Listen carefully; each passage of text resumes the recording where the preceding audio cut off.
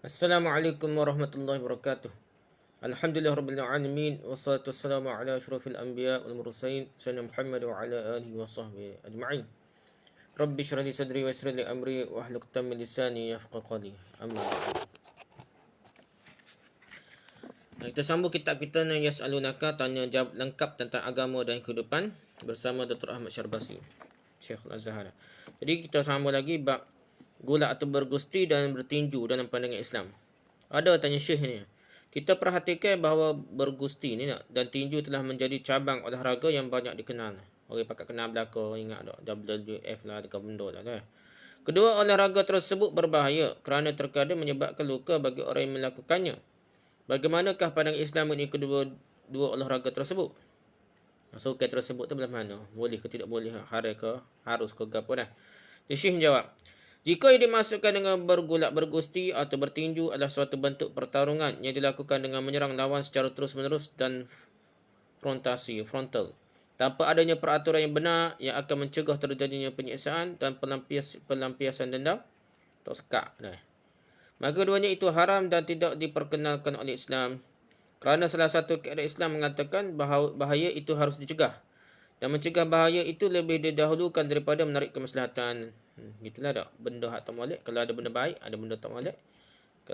Tapi benda, you kena tolak benda tak apa. Benda, kena tolaklah benda tu tak, sebab walaupun ada kebaikan, tapi ada juga keburukan bersama-sama dengannya. Begitulah dah. Bahaya tu kena cegah. Kebaikan ni tak boleh baik kau ni, baik kau lain boleh tak, tapi kita tolak keburukan tu dah. Bahaya tu tolak dah.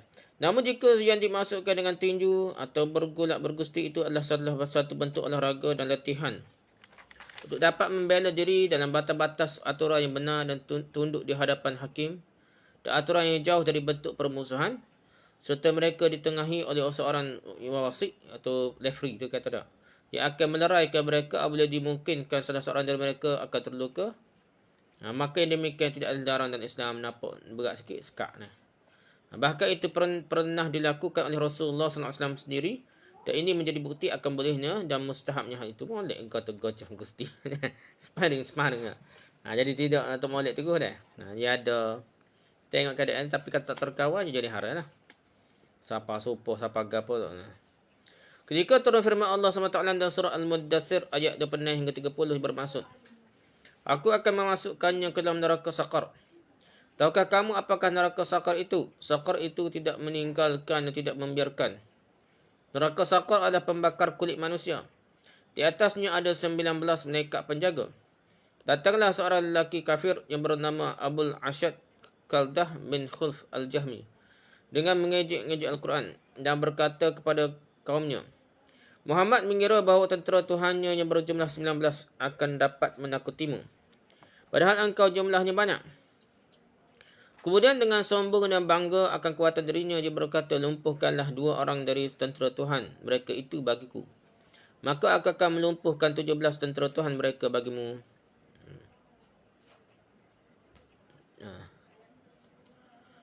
Jadi dia jaga malaikat ni ada 19 malaikat penjaga neraka tu lah dah.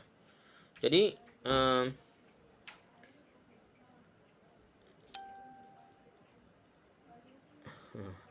jadi dia kata suruh buai dua orang, nak nama 17 ni orang kafir, orang sombong dah. Itu nama dia Abul Ashad Qaldah bin Khulf Al-Jahmi. Bukan orang kafir ni, maksudnya orang hak ngaku Islam tapi Jahmiyah. Yang cuba menafikan sifat Tuhan, dan dia banyak takwil ayat Quran ni tak. Kita terima biasa dah. Jadi dia buat nganyi lah lebih kurang dah. Diceritakan bahawa dia begitu kuatnya sehingga mereka meyakini bahawa dia pernah berdiri di atas lembar kulit sapi. Kemudian 10 orang lelaki di hadapannya menarik kulit sapi, kulit lembu tu yang diinjaknya itu hingga kulit itu pun sobek. Jadi 10 orang tarik dia seorang, bagus, siapa cari rabur dia. Namun dia tetap tidak berganjak di tempatnya. Walau dia kesombongannya telah sampai pada puncaknya sehingga dia datang kepada hadapan Rasulullah SAW dan menantangnya untuk bertarung. Jadi dia bukan Jahmi tu dah, keturunan Jahmi ni. Jadi dia ni bukan Jahmiyah dah, tapi dia ni orang kafir sungguh lah, orang kafir zaman Quraisy dah. Dia punya debel punya gagah dia pun sesekali dia ajak Nabi dah. Ajak Nabi nak gocoh dah.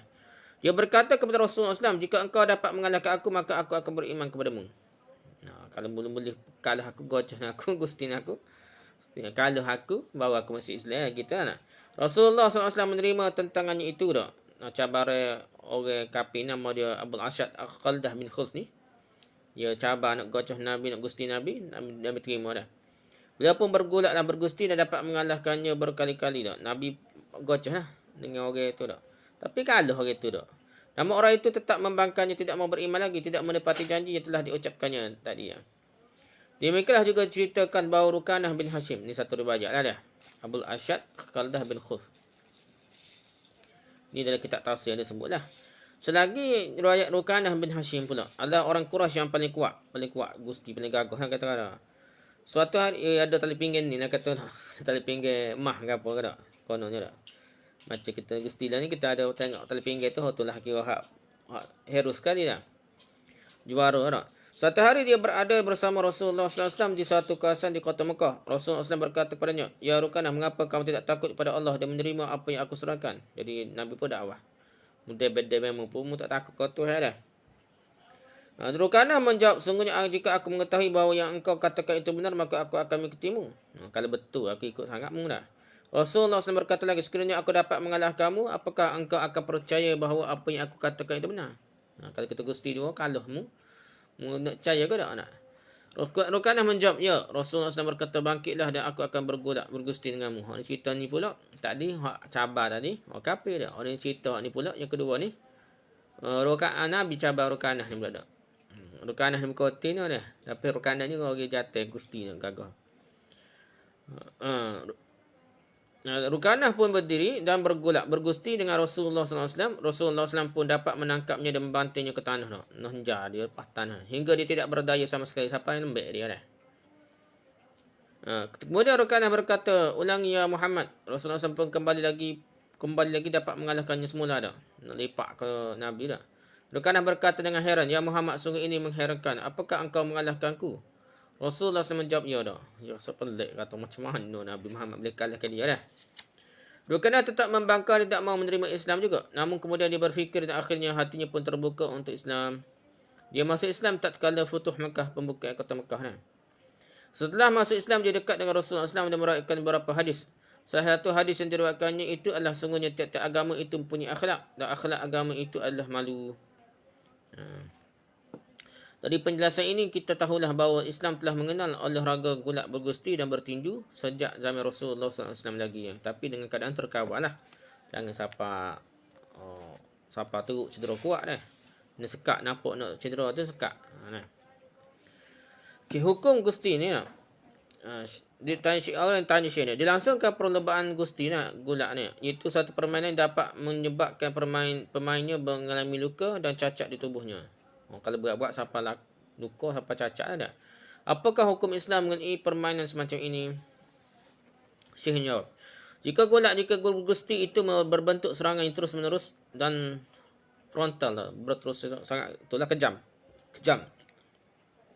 Dan tidak tunduk terhadap suatu aturan tertentu, tidak ada kawal dia lah, tidak ada referee, tidak ada kawal tertentu, serta menyebabkan terjadinya luka dan cacat, maka tidak diragukan lagi bahawa hukumnya adalah haram. Kerana bahaya mestilah dicegah dan mencegah bahaya mestilah didahulukan dari menarik kemaslahatan. Namun jika bergusti itu berupa sebuah latihan dan olahraga dan juga sebagai bentuk bela diri dari orang yang tidak bersenjata dan berada dalam batas-batas aturan olahraga yang benar, ada kawal dia, ada referee dia, sekat kalau dia nampak berat agak sekat dia. Serta tunduk kepada aturan yang sudah ditentukan yang merupakan aturan yang jauh dari bentuk permusuhan dan kebiadaban ataupun melampau dah. Serta ditengahi oleh seorang wasit, referee ni wasit ni, yang akan mencegah permainan sehingga tidak sampai menimbulkan luka atau cacat kepada para pemain, cedera dah. Maka itu dibolehkan oleh agama. Di dalam sirah Rasulullah SAW terdapat bukti-bukti yang menunjukkan bahawa itu dibolehkan. Telah diriwayatkan bahawa tatkala turun firman Allah SWT yang menggambarkan neraka dalam surah Al-Mudaththir yang bermaksud, "Tahukah kamu apakah neraka Sakar itu? Sakar itu tidak meninggalkan dan tidak membiarkan. Neraka Sakar adalah pembakar kulit manusia.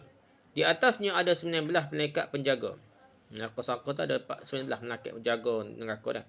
Surah Al-Mudaththir ayat 27 hingga 29.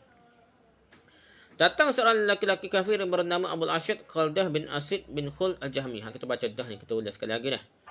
Dia mengejek Al-Quran dan mengatakan Muhammad mengira bahawa tentera Tuhanmu yang berjumlah 19 akan menakutimu. Padahal engkau berjumlah banyak. Kemudian, dengan membanggakan kekuatannya, dia berkata, cukuplah bagiku engkau mengalahkan 2 orang dari tentera Tuhanmu, Tuhan mereka. Sementara aku akan mencukupkanmu dengan mengalahkan 17 yang lainnya. Dia kata, ke Nabi mu kalah 2 orang, aku nak kalah 17 lagi lah. Malaikat dan neraka dengan ni dah. Nak ajak dia bisa. Menurut cerita mereka, Abul Asyad sangat kuat sampai-sampai ceritakan bahawa satu hari dia berdiri di atas lembar kulit sapi. Sementara 10 orang lelaki yang berada di hadapannya menarik kulit sapi tersebut hingga robek. Namun dia tetap tidak bergeranjak sedikit pun dari tempat berdirinya. Kulit lembu lah ni. Dia tak kulit lembu.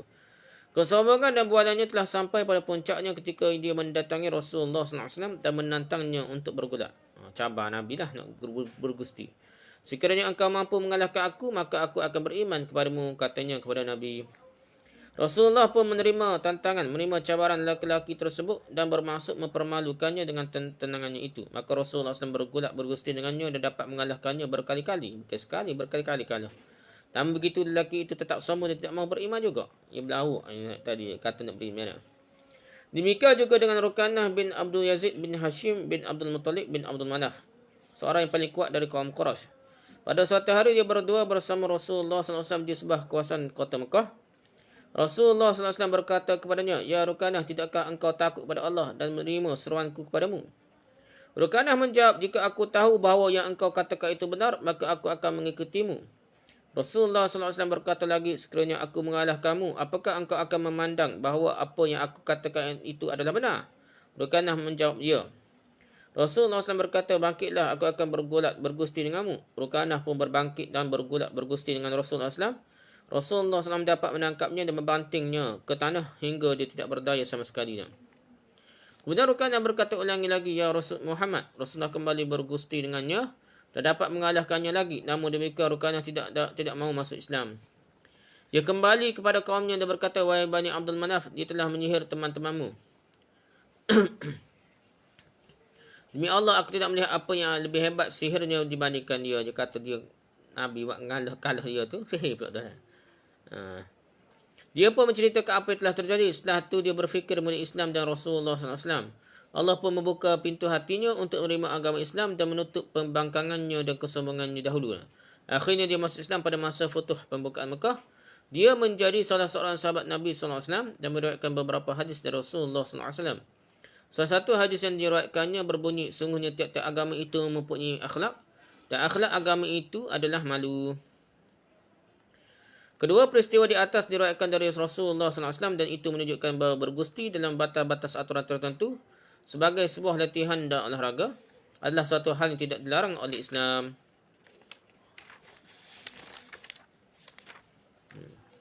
Super dia. Dan tidak diharamkan oleh syariat kerana jika hukumnya haram tentu tidak akan dilakukan oleh Rasulullah SAW sendiri dah. Kerana beliau adalah teladan bagi orang beriman, orang mukmin. Namun jika gulat atau bergusti yang dilakukan itu akan mendatangkan luka atau cacat, maka itu tidak dibolehkan, haram. Allahu'alam. Jadi kalau tak terkawal tu haram lah. Kalau terkawal tu harusnya. Kerana dia nak latih kuat ni sihat tubuh badan lah. Nak perai pun kena pandai gocoh, kena sihat tubuh badan lah. Sebelum perai dengan senjata canggih ke apa tu kena latih dulu. Kekuatan fizikal salah satu caranya ialah sparring ni kata nak gocoh dulu. Okay, sistem kepanduan. Ada orang tanya Syekh ni, siapakah yang pertama kali mengenal sistem kepanduan atau keperamukaan di dunia ini? Apa benda tu sistem ni?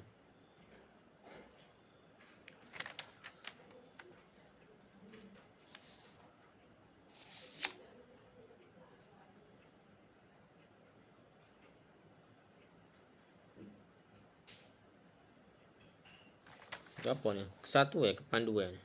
Terbaca dulu lah. Syekh jawab. Menurut pendapat terkenal di kalangan orang banyak, Lord Baden-Powell, seorang yang berkebahasa Inggeris, adalah orang pertama menciptakan dan menyusun sistem dan dasar-dasar kepanduan. Tak lagi dah orang putih ni. Kita ni teori sains ni jangan cari teguh orang putih buat ni. Mungkin pesaintis lah tapi dia boleh menguasai dunia lepas tu kan. Habis kara je kat bubuh atas nama dia dah. Jadi alasannya pada perang Bovia yang terjadi di Afrika, Lord Baden-Powell merekrut sejumlah anak-anak dari Afrika dan melatih mereka dengan berbagai-bagai pekerjaan kepanduan supaya mereka dapat melayani kepentingan tentera Inggeris yang sedang terlibat dalam peperangan tersebut. Kemudian sistem ini dibawanya ke Inggeris pula. Dan dia berusaha menyebarluaskan sistem tersebut ke seluruh dunia dengan slogan bahawa seorang pandu pramuka ni adalah saudara bagi sepandu yang lain, apapun kebangsaan, negara dan agamanya. Pada tahun 1936, saya telah mengatakan dalam buku saya yang berjudul Harakat Al-Kashf. 1936 gitu kitab Syekh ni. Gerakan kepanduan. Bahawa pendapat yang terkenal itu perlu dikoreksi balik. Kerana orang Arab dan kaum Muslim lah yang pertama kali meletakkan sistem dan dasar-dasar ajaran kepanduan di dunia ini.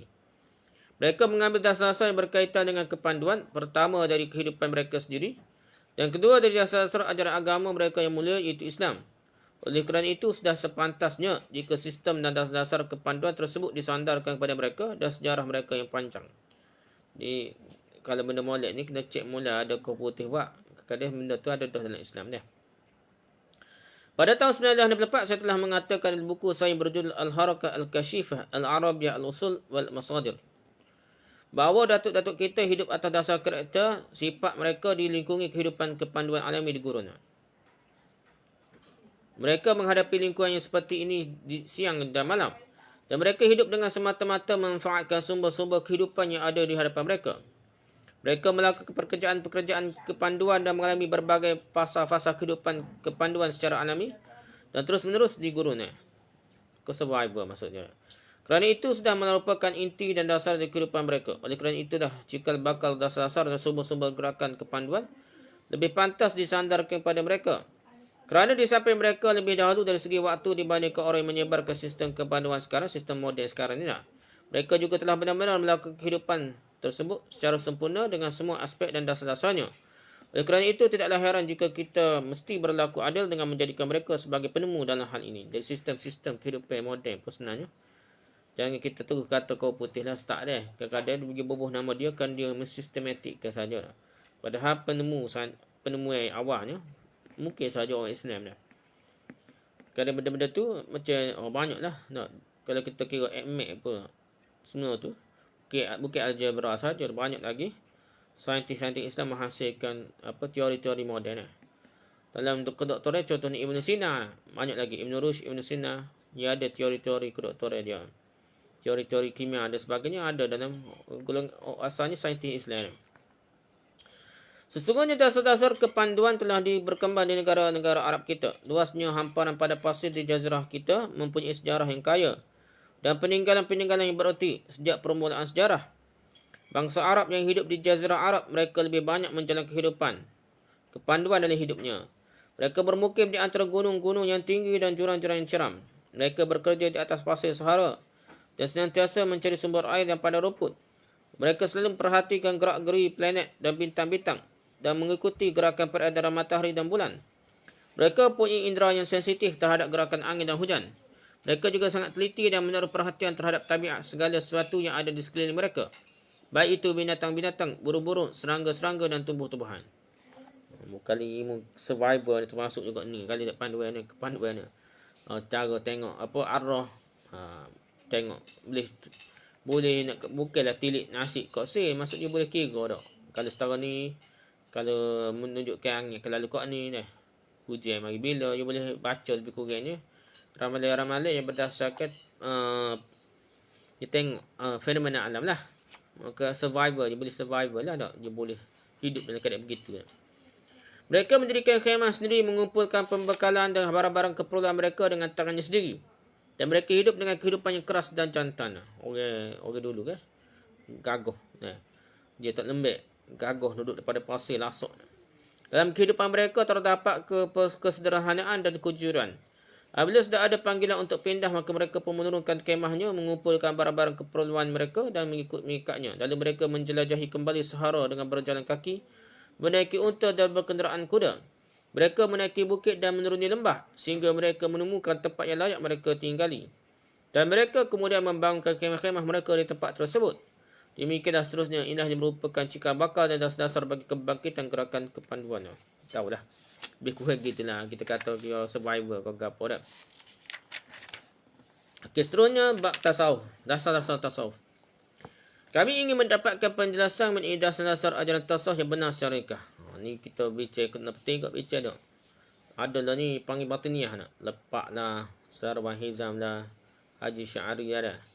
Dia tulis buku dak yang telah diharamkan oleh Jakim ni. Dia tulis bubuh nama. Dia sandarkan buku tu kepada Tok Kenali lah. Ma'rifatullah ke apa tajuk dia apa? Insanul Kamil ke apa tak ingat dah. Jadi benda tu ada ajaran batiniyah, wahdatul wujud dah. Ada dia kata tasawuf. Siapa kau lepak tu tak semaya mencari Tuhan dah. Dia suka senang kecek pasal falsafah dan cerita pasal cari Tuhan. Tapi siapa tahap tak semaya dah. Waktu pelik dah. Dah. Dan tahap dia boleh kata semua ni jadi Tuhan berlaku wahdatul. Semua ni kau ni Allah SWT berlaku. Dia apa Tuhan? Semua benda Tuhan berlaku lah. Jadi tak payah semaya dah. Semua Tuhan dah. Tapi apabila orang tegur dak Ustaz Nudruh tegur kritik dia, mengamuk juga ya. Tak apa tak kata Ustaz Nudruh tu dah. Tasawuf dia apa tak kata gitu dak. Kena tegur kritik kau dia, nyetak juga babi hotel dah kena kata balik dah. Ni golongan-golongan batiniyah dah. Golongan-golongan tasawuf batiniyah siapa tahap dia qaya je, dia bukan beramal, betul akhlak. Betul akidah dan akhlak kan. Tapi dia tak cara pasal zat Tuhan lah, pasal koya-koya ni nak. Okay, kita nak bincang ajaran tasawuf yang sebenar ni kan. Syekh ni jawab dia. Tasawuf Islam yang lurus adalah sampainya seorang mukmin kepada darjat ihsan. Tu matlamat dia dah. Iaitu darjat yang paling tinggi dalam bertawajuh menghadap kepada Allah SWT. Dan juga darjat yang diisyaratkan oleh Al-Quran dalam surah An-Kabut ayat 69 yang bermaksud. Dan orang-orang yang berjihad untuk mencari keredaan kami, benar-benar akan kami tunjukkan kepada mereka jalan-jalan kami. Dan sesungguhnya Allah benar-benar berserta orang yang berbuat baik. Untuk mengenal ihsan yang merupakan dasar bagi ajaran tasawuf, kami teringat bahawa Rasulullah SAW pernah bersabda tatkala ditanya mengenai Islam. Jadi apabila orang tanya pasal Islam, Nabi jawab gini. Ataupun masa tu Jibril mari jumpa Nabi, berlaku jadi manusia, menyamar jadi manusia, dia pun tanya dan Nabi jawab gini lah. Islam ialah engkau bersaksi bahawa tidak ada Tuhan selain Allah dan bahawa Muhammad itu adalah utusan Allah. Kemudian engkau mendirikan salat, menunaikan zakat, melaksanakan puasa bulan Ramadan dan menunaikan haji jika engkau mampu. Lalu Rasulullah SAW bersabda pula tak kala ditanya tentang iman. Itu tentang Islam, 5 rukun Islam tu tak. Mengucap semaya, zakat, puasa, haji lah. Itu 5 rukun Islam. Apabila ditanya tentang iman pula, Nabi jawab, iman ialah engkau beriman kepada Allah, beriman kepada para malaikatnya, beriman kepada kitab-kitabnya, beriman kepada para rasulnya, beriman kepada hari kiamat dan beriman kepada qada dan qadar yang baik maupun yang buruk. Jadi ni rukun iman pula ya. Allah beriman kepada Allah, malaikat, kitab, rasul, kiamat, hari akhirat dah. Qada dan qadar. Gitulah ni kau dah. Tu rukun iman. Dan selanjutnya tak kala beliau ditanya tentang makna ihsan, beliau menjawab, ihsan ialah engkau menyembah Allah seolah-olah engkau melihat Allah. Dan jika engkau tidak melihatnya, maka sungguhnya Allah melihatmu. Hak ni poin tasawuf hak betulnya lah hak ni lah. Kalau siapa ni kalau hak lebih daripada tu ngarut lah dah. Hak ni lah. Menyembah Allah seolah-olah engkau melihat Allah, dan jika engkau tidak melihatnya, maka sungguhnya Allah melihatmu. Hak ni poin dia. Ni poin kalau kita nak kata tasawuf benar yang berdasarkan ni lah. Dengan begitu ada Islam iaitu tunduk dan menyerah diri terhadap agama melalui ucapan zahir dah, dan mengerjakan ibadah-ibadah. Jadi Islam ni benda zahir lah, benda kena buat, nampak semaya, mengucap ke apa lah. Juga terdapat iman iaitu pembenaran dengan hati, keyakinan dengan akal, dan merasa tenang dan yakin dengan apa yang diucapkan oleh lisan. Jadi dia ni dalam hati ni. Ni rukun iman kena percaya. Dia percaya kena membenarkan lah. Allah kata dalam Quran Tutup Arab ya, Tutup Arab ataupun dia meyakini kewajipan daripada kurang dah. Kalau dia kata tak wajib, tu mengingkari lah. Dia boleh batal syahadah jangan main lah. Kerana dia tolak perkara yang kata iman dah. Kena percaya pada kitab, percaya pada rasul kan. Hadis kat Al-Quran wajib tu kena percaya. Juga terdapat hal ketiga yang disebut ihsan. Ni hal ketiga ni kita nak bincang dalam tasawuf, iaitu tawajuh, menghadapkan wajah, menghadapkan kepada Allah secara total, secara 100%, berhubung dengannya secara kontinu berterusan, sentiasa berfikir mengenai sifat-sifat dan tanda-tanda kekuasaan Allah SWT, memperhatikan terus-menerus akan keagungan dan kebesaran Allah dan senantiasa menyaksikan nur dan cahaya Allah. Inilah yang dimaksudkan dengan ungkapan bahawa engkau menyembah Allah seolah-olah engkau melihatnya. Dan jika engkau tidak melihatnya, maka sungguhnya Allah melihatmu. Yang pentingnya kita berasa macam kita lihat Allah ataupun Allah melihat kita dah. Macam kita lihat Allah ataupun kita macam Allah lihat kita. Maksudnya merasai kehebatan Allah, kebesaran Allah dan berasa diawasi, merasa ditengok, dilihat lah. Kalau ni tahap tasawuf hak sebetulnya, ni perjuangan dia. Bukan perjuangannya wahdatul wujud ke wahdatul syuhud ke, jadi hulul ittihad, bercampur dengan Tuhan, nak jadi pakat nak jadi Tuhan belaka. Dah jadi rasul dah. Isra' Mi'raj tak malam setengah tarekat tu dah. Tok guru dia. Patut jadi Tuhan pula dah. Hak tu bukan matlamatnya. Matlamatnya hak ni je sebenarnya. Berasa tengok Tuhan sama, berasa Allah tengoknya sama. Tu baru tasawuf. Ihsan, maqam ihsan. Islam terwujud dengan ucapan dua kalimah syahadah dan amalan-amalan lahir. Amalan yang nampak, yang zahir lah. Iman pula terwujud dalam bentuk keyakinan hati dan ketenangan jiwa. Yakin pula dan tenang jiwa dia dengan 6 rukun iman tu dah. Dia tak berasa ragu, dia tak berasa menentang dah. Sementara ihsan terwujud dalam keyakinan dan ikhlas. Jadi ihsan yang hak tasawuf ni, yakin dan ikhlas. Ikhlas inilah yang merupakan inti dari ajaran tasawuf. Bukan ikhlas ni sekadar kerana Allah saja. Dia berasa Allah tengok dia, ataupun dia berasa tengok Allah, ataupun dia berasa Allah tengok dia dah. Ikhlas inilah yang merupakan inti dari ajaran tasawuf yang sebenar. Hak ni lah. Ajaran tasawuf sebenar, hak ni lah benar dah. Oleh kerana itulah Ibrahim bin Adham, salah seorang pemimpin kaum sufi, menggambarkan jalan tasawuf sebagai berikut. Derajat yang paling tinggi adalah semata-mata berhubungan dengan Allah dan berkawan dengan Allah dengan hati kamu, akal kamu dan seluruh anggota tubuhmu, sehingga tidak ada lagi yang engkau harapkan kecuali Allah. Dan tidak ada yang lebih engkau takutkan kecuali dosamu, serta kecintaanmu kepada Allah sudah sedemikian kukuh sehingga tidak mengikutkan yang lain di dalamnya. Itu masuk tasawuf dah. Jalan tasawuf. Imam Sahal Tusturi As-Sufi mengatakan bahawa tentang dasar-dasar ajaran tasawuf ialah dasar-dasar kami ada 6 perkara. Berpegang teguh pada kitab Allah, menjadikan sunnah Nabi SAW sebagai ikutan. Itu dasar yang kedua dah. Yang ketiga, memakan barang yang halal. Ketiga. Yang keempat, tidak menyakiti orang lain. Keempat dah.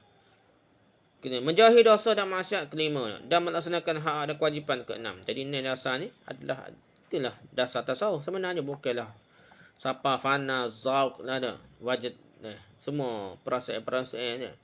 Itu bukan matlamat sebenar tasawuf. Yang tu kalau biasanya ada unsur-unsur campur tangan jin iblis sehingga dia sesak lah. Banyak juga jadi sesak kerana ada campur tangan jin iblis tengah-tengah jalan kerana perasaan, main perasaan dah. Imam Sya'rani berkata pula, kaum sufi telah bersepakat bahawa tidak pantas untuk memimpin di jalan Allah kecuali orang yang mumpuni di dalam ilmu syariat. Jadi kalau dia nak jadi tok wali ke apa-apa syekh tarekat kan, dia kena ada ilmu syariat dulu dah. Baik ilmu mantuk dan mafhumnya, khas dan amnya, nasikh dan mansukhnya, juga menguasai ilmu bahasa Arab sehingga mengetahui majas kiasan, isti'arahnya, samaran dan yang lainnya. Setiap sufi mestilah seorang faqih, namun tidak sebaliknya. Tu dia dah. Seorang sufi tu mesti faqih. Kalau dia ngaku tok wali gila tepi-tepi jalan tu, tak semai bel dah. Lepas tu tok faqih, tak tahu apa hukum fiqh. Tu tak jadi tok wali, tak mungkin tok sufi dah. Sufi ni kena faqih dulu dah. Mengaji habis lah, mengaji habis. Dia kena buat macam India Pakistan. Tu betul bagi saja lah. Dia Pakistan ni ikut tarekat tasawuf ke apa, dia kena ngaji habis dulu. Sistem alim dia tu, ngaji ilmu alaq siapa 8 tahun kena tahu. Lepas tu 2 tahun pula ilmu bahasa Arab lah, ilmu hadis 2 tahun dah. Habis kita hadis. Habis sistem alim dia tu barulah mengaji tasawuf, barulah belajar dos dunia ni. Tapi nak ilmu barulah nak ikut tarekat kata tasawuf kau dak, ikut amal zikir tentu dah. Baru tidak terbabah kau dah kau dah. Kalau tidak aja dia macam lepak lah dah, macam-macam. Pada kalangan sufi terdapat sekelompok akhlak mulia yang sangat dianjurkan oleh Islam. Dan mereka mau tidak mau mestilah berakhlak dengan akhlak-akhlak yang mulia. Kerana jalan mereka tempuh adalah jalan pendidikan, penyucian jiwa dan rohani, serta berhias dengan akhlak-akhlak yang mulia. Salah satu akhlak kalangan sufi adalah tawaduk, rendah hati. Mampu menanggung penderitaan yang datang dari makhluk. Bersikap lembut kepada orang lain. Dermawan yang disertai dengan sifat qanaah. Tidak bergantung dengan dunia, dengan harta. Meninggalkan takalluf, pemberatan diri dalam hidup, serta meninggalkan perdebatan dan kemarahan. Tak debat, tak suka balas orang, tak suka marah dah. Tak tahan kemarahan dia. Termasuk slogan mereka adalah firman Allah SWT dalam surah Fussilat ayat 30-35. Ni slogan tasawuf yang benar lah. Ni slogan tasawuf ni. Motto dia dah. Slogan dia. Jadi sini maksudnya dah. Surah Fussilat ayat 30-35 ni maksudnya, sesungguhnya orang-orang yang mengatakan Tuhan kami adalah Allah dan kemudian mereka meneguhkan pendirian mereka, maka mereka akan turun kepada mereka dengan mengatakan, janganlah kamu merasa takut dan janganlah kamu merasa sedih, dan gembirakanlah mereka dengan memperolehi syurga yang telah dijanjikan oleh Allah kepadamu. Kamilah pelindung-pelindungmu dalam kehidupan dunia dan akhirat. Di dalamnya kamu memperolehi apa yang kamu inginkan dan memperolehi pula dalamnya apa yang kamu minta, sebagai hidangan bagimu dari Tuhan yang Maha Pengampun lagi Maha Penyayang. Siapakah yang lebih baik perkataannya daripada orang yang menyeru kepada Allah, mengerjakan amal saleh dan berkata, sesungguhnya aku termasuk orang-orang yang menyerah diri, dan tidaklah sama kebaikan dengan kejahatan. Tolaklah kejahatan itu dengan cara yang lebih baik, maka tiba-tiba orang yang tiba-tiba orang yang antaramu dan antara dia ada permusuhan seolah menjadi teman yang sangat setia. Sifat-sifat yang baik itu tidak dianugerahkan melainkan kepada orang-orang yang sabar, dan tidak dianugerahkan melainkan kepada orang-orang yang punya keberuntungan yang besar. Jadi kita tolak kejahatan dengan kebaikan, cara lebih baik. Tiba-tiba musuh pun akan jadi baik. Sifat-sifat baik tu, waktu point tasawuf dah. Tidak dianugerahkan melainkan kepada orang yang sabar. Kena sabar dulu baru jadi jadi baik dah. Dan tidak dianugerahkan melainkan kepada orang yang punya keberuntungan yang besar. Jadi anugerah Allah lah, sifat tasawuf yang mulia lah, sifat akhlak yang mulia.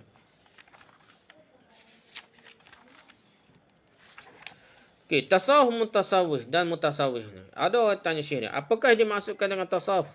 Dan siapakah orang-orang mutasawwif, orang sufi itu dah? Jadi tasawuf adalah sebuah mazhab akhlak. Tu kena faham, mazhab akhlak, mazhab sosial dan jiwa. Dan tasawuf mempunyai metod dan cara tertentu, berhujah dan berdalil, serta mempunyai para tokohnya tersendiri. Tasawuf sebagaimana dikemukakan oleh Ibn Khaldun termasuk ilmu yang baru dalam agama. Sebenarnya baru dah. Adapun asal-usulnya jalan tempuh para sufi mutasawif dapat ditemukan pada diri para sahabat besar tabi'in dan orang yang datang setelah mereka lagi dah. Maksudnya kalau kira asal-usulnya ada dah, iaitu jalan kebenaran dan petunjuk. Adapun asal-asalnya bersumber dari ibadah dan semata-mata berhubungan inqita' dengan Allah. Jadi tasawuf yang benar ni cerita dia ibadah dan hubungan dengan Allah. Tu poin dia dah. Menjauhkan diri dari rayuan dunia dan segala perhiasan dunia, bersikap zuhud dari segala kelezatan dunia, harta dan kedudukan, serta mengasingkan diri dari makhluk untuk beribadah kepada Allah. Tu maksud tasawuf yang sebenarnya. Sekat tu je dah. Dia tak akan lebih daripada tu dah.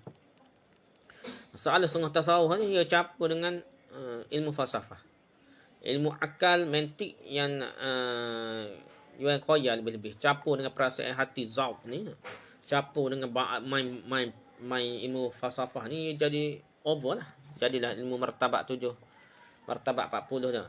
Ibnu Arabi ada 3 peringkat dah. Ada 3 tahapan lah.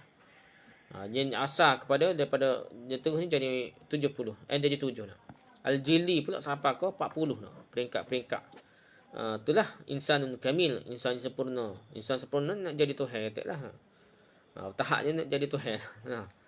Ini masalah falsafah masuk dalam tasawuf.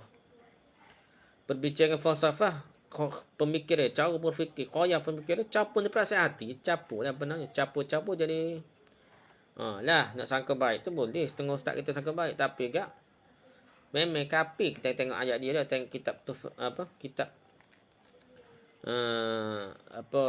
Fusus Al-Hikam dan Ibn Arabi dan sebagainya, sebagaimana Ustaz Nudruh berjual menentang perkara-perkara falsafah dalam tasawuf ni. Gitulah bahayanya. Tak apalah kita baca dia. Terdapat banyak definisi yang diberikan oleh ahli tasawuf mengenai arti tasawuf. Salah seorang dari mereka mengatakan bahawa tasawuf ialah memasuki semua akhlak yang agung dan keluar dari semua akhlak yang rendah. Pendapat lain pula mengatakan bahawa tasawuf didirikan di atas 3 hal. Berpegang pada kefakiran, kemiskinan dan keperluan. Dan menyatakan dengan memberi dan berkorban. Memberi dan berkorban dan meninggalkan pengaturan dan pilihan. Ya tak ada pilihan sendiri tak. Dia macam setengah tu macam Jabariyah sikit. Dia serah pada Tuhan berlaku lah. Pendapat berikutnya mengatakan bahawa tasawuf bukanlah pernyataan lisan. Bukan ayat mulut sajalah. Melainkan rasa dan nurani. Perasaan nurani lah. Tasawuf tidak diperolehi dari lembaran-lembaran kertas, akan tapi diperolehi dari ahli zauq rasa. Bunyi dia zauq rasa. Perasaan lah. Perasaan dia kadang-kadang lebih. Apa tu masalahnya tak? Jadi dia kena kawal. Kita ajak dos sebelum ni. Saya pun baca syarah Hikam Inna Ata'illah ni lah. Ada hak kita tengok ni ya banyak cerita tasawuf. Ya tak bawa banyak dalil Al-Quran hadis. Kita rasa macam tewi jauh pergi dah. Kita baca setengah tu, saya baca satu buku Indonesia tu, dia bawa dalil banyak. Kita berasa sejuk, dia berasa nak erik pada Al-Quran Sunnah dia. Tafsiran apa, menerangkan makna kalimah-kalimah, kata-kata hikmah Syekh Ibn Ata'illah As-Sakandari. Tak apalah kita tu nak kata ni jangan zauk rasa ni tak boleh biarkan, dia akan jadi terbabah lah. Walaupun perasaan asalnya perasaan cinta kepada Allah, perasaan mabuk rindu kepada Allah, ya sekali jadi mabuk kepada benda lain dah. Dia bukan. Tu kita setengah tasawuf tu dia sebut la ilaha illallah tapi kena bayar muka tok guru dia. Setengah tasawuf ni ada setengah tahabib tu dia kena tengok muka tok guru dia bayar Rasulullah betul tak. Selawat Allahumma salli ala Muhammad tengok muka tok guru dia. Seolah Nabi Muhammad tu muka tok guru dia. Ni penyakit juga dah. Penyakit juga. Jadi bahaya berlaku ni tak. Tasawuf juga tidak dapat digapai dengan menyebutkan kata ini dan kata itu. Akan tapi didapatkan dari berkhidmat dan bersahabat dengan ahlul kamal. Orang yang memiliki kesempurnaan. Jadi, nak suruh rasa tu perasaan tasawuf, kena bersahabat dengan ahli-ahli tasawuf lah, boleh berasa dah. Nikmat dia dah. Demi Allah, seorang tidaklah beruntung kecuali dengan bergaul bersama orang beruntung sahaja. Memang benar bahawa ajaran tasawuf yang lurus dan benar adalah inti dan ruh ajaran Islam itu sendiri, serta jalannya yang terbaik. Kerana yang demikian itu adalah jalan para wali, salihin dan muhsinin. Ya Allah berbicara tentang mereka dalam surah Yunus ayat 26 yang bermaksud, bagi orang-orang yang berbuat baik ada pahala yang terbaik syurga dan tambahannya. Allah SWT juga berfirman dalam surah Luqman ayat 22 yang bermaksud, dan barang siapa yang menyerahkan dirinya kepada Allah, sedangkan dia orang yang berbuat kebaikan, maka sesungguhnya ia telah berpegang kepada buhul tali yang kukuh. Di dalam sebuah hadis yang sahih, Rasulullah SAW telah bersabda mafhumnya, Islam ialah engkau bersaksi bahawa tiada Tuhan selain Allah dan bahawa Muhammad itu utusan Allah. Kemudian engkau mendirikan salat, menunaikan zakat, berpuasa di bulan Ramadan dan melaksanakan ibadah haji jika engkau mampu. Beliau juga bersabda tentang iman. Maksudnya, iman ialah engkau beriman kepada Allah, beriman kepada para malaikatnya, beriman kepada kitab-kitabnya, beriman kepada para rasulnya dan beriman kepada qada dan qadar yang baik maupun yang buruk. Dan beliau bersabda pula mengenai ihsan. Ihsan ni poin pada tasawuf, iaitu ihsan ialah engkau menyembah Allah seolah-olah engkau melihatnya, dan jika engkau tidak melihatnya maka sesungguhnya Allah melihat kamu. Kita merasai kita lihat Allah ataupun kita merasai Allah lihat kita. Kita berasa bersama Allah sama. Itu tasawuf kan? Dengan begitu terdapat Islam, iman dan ihsan. Islam ialah tunduk dan berserah diri kepada agama melalui ucapan lahir dan perbuatan yang nampak. Semaya, puasa, zakat, gapo, haji itu semua perbuatan zahir dah. Itu Islam. Ini adalah langkah pertama menuju pelaksanaan rukun-rukun agama secara sempurna dengan makna dan ruhnya. Jadi kita nak suruh dapat ruh, suruh dapat iman, suruh dapat suruh kuat iman kita dan suruh kuat ihsan kita, kena buat ibadah dulu. Kalau tak ibadah, tak mengucap, tak buat benda lain, tak ada pegangan lah, jadi hanyut gitu dah. Dia nak suruh siapa betul-betul ihsan, dia kena semaya. Tak semaya dah tasawuf batin niah ni kaguk dah. Kena ingat anak ayah pin kau gapo ajaran ayah pin hasil anak iman dia tarekat tasawuf juga asalnya. Yang tarekat batiniyah, tasawuf batiniyah yang ngajar kita tasawuf asal dia tu ayah pin gapo tu kena faham dah. Kemudian datang giliran iman. Iman ialah pembenaran dengan hati, meyakini dengan akal dan merasa yakin akan kebenaran yang dinyatakan oleh lisan. Dengan demikian tidaklah ragu bahawa iman punya kedudukan yang lebih tinggi dari hanya sekadar ketundukan zahir saja. Jadi iman ini lebih tinggi dari segi hakikatnya, iaitu dia ni menggambarkan dia ni lebih dalam. Sepatutnya kalau buat ikhlas, dia akan meningkat iman dia lah. Tak jadi munafik lah. Iman ni kerana dia guna hati dan akal, yakin dengan kebenaran yang disebut oleh lisannya, yang dibuat secara zahirnya, dia kena yakin. Ni iman dah. Kemudian datanglah ihsan, hak lebih tinggi lagi dah, peringkat lebih tinggi lagi, iaitu fana dalam pangkuan yang sang Khalik. Tawajuh menghadap wajah dan jiwa dia secara total kepada Allah SWT. Sentiasa terkait dengan Allah, terus-menerus bertafakur, berfikir mengenai sifat-sifat dan tanda-tanda kebesaran Allah. Selalu memperhatikan kebesaran dan keagungan Allah Jalla Jalaluh, dan menyaksikan penyaksian yang berterusan terhadap sinar dan cahayanya, cahaya Allah. Inilah yang dimaksudkan dengan kata-kata engkau menyembah Allah, seolah-olah engkau melihatnya, dan sekiranya engkau tidak dapat melihatnya, maka sesungguhnya Allah melihat kamu. Ihsan ini terwujud dalam yakin dan ikhlas. Dia kena yakin dulu dan ikhlas. Dan ikhlas inilah yang merupakan intisari dan rahsia dari tasawuf. Ikhlas ni betul-betul bergantung dengan Allah, yakin dengan Allah dah. Dan tujuan ibadah itu bukan mengharapkan makhluk. Oleh kerana itulah tasawuf yang lurus dan benar adalah kata lain dari ihsan. Tu kalau kita nak pergi pun, tasawuf yang benar ni setakat ihsan, jangan lebih daripada hak tu lah. Dan ihsan adalah puncak ketinggian yang dapat dicapai oleh orang-orang yang terpilih. Itu adalah kurniaan Allah yang Allah anugerahkan pada siapa sahaja yang dikehendakinya. Dan sesungguhnya Allah adalah zat yang memiliki keutamaan dan keagungan. Adatun mutasawifun. Mutasawifun adalah mereka yang merelasikan sifat ikhlas, muraqabah dan menghadap kepada Allah Azza wa Jalla. Oleh kerana itu, Sahal Tusturi berkata, Sufi adalah orang yang bersih dari kotoran, penuh dengan berfikir, hanya menghadap dan berhubungan dengan Allah, tidak dengan manusia, dan memandang sama antara harta dan batu. Jadi dia tidak mengumpulkan harta, dia tidak gila ke harta, serupa harta dan batu itu serupanya, tak ada faedah mana. Yang pentingnya hubungan dengan Allah. Suhrawardi berkata, Sufi adalah orang yang senantiasa dalam keadaan membersihkan. Senantiasa membersihkan waktu dari berbagai kotoran. Waktu pun bersih dah. Dengan cara membersihkan hati dari kotoran nafsu. Bukan perkara zahir dah, hati dari nafsu tu dia bersihkan lagi dah. Keperluannya yang berkesinambungan berterusan pada Tuhannya, membantunya dalam melakukan pensucian ini. Dia ingat Tuhan sama, barulah jadi bersih hati di nafsu dia dah. Sebab setiap kali nafsu bergerak dan menampakkan sifat-sifatnya, maka dengan segera dia dapat mengetahuinya dengan penglihatannya yang sangat tajam. Dan kemudian dia pun lari meminta pertolongan kepada Tuhannya. Tu Sufi dah. Sufi ni memang menarik lah. Kalau kita baca kitab dia, kita rasa tersentuh. Hati kita rasa dah. Dia main ayat dia bisa lah. Oleh sebab itu kita tak menafikan lah. Ramai ulama terpengaruh dengan Sufi ni lah. Sebab dia gitulah dah. Cuma apa-apa perkara pun kalau melampau ada yang punya terbabas. Gitulah dah. Kita kena ingat. Dia ada jasa yang besar dalam dunia Islam ni. Pengajian tasawuf ataupun ilmu tasawuf ni. Dia aliran dia banyak juga jasanya. Dan kena ingat juga banyak juga pilihan yang berlaku dalam tasawuf. Kalau kita melampau tak terkawal, tak berpegang dari Al-Quran dan Sunnah, dia akan terbabah. Cita-cita tasawuf ni kena takwil. Kalau tidak jadi rosak. Kalau kita nak pakai lagi. Kalau tidak jadi rosak. Dia jadi over, melampau dah. Perlu kami ingatkan bahawa orang yang mengaku berada pada jalan tasawuf itu banyak sekali. Namun orang yang benar ikhlas itu sedikit sekali. Ada setengah-setengah mengaku tasawuf tapi gila dunia dah. Banyak berlaku dah pengikut tarekat tasawuf ni. Jelah bergadai, bergolak gadai kata untuk Tok Guru, untuk tarekat dah. Tok Guru ni hidup mewah. Banyak berlaku tarekat Tijaniyah ni di Maghribi dah. Dulu Al-Arqam kita tu di Malaysia ada Al-Arqam ni. Boh dia ada Habuya tu. Dia katakan serupa wajah Nabi dah, akhlak serupa Nabi dah, makan licin dah, macam-macam pujian terhadapnya. Tapi gitulah dah. Dengan bini ramanya, dengan mewah di hidup. Dengan ceritanya start balah ni apabila berlakunya kemewahan dah. Syarikat yang besar, jemaah yang besar, banyak duit dah. Last sekali dia lah jadi semakin mewah lah boh ni. Tok Guru gitu dah.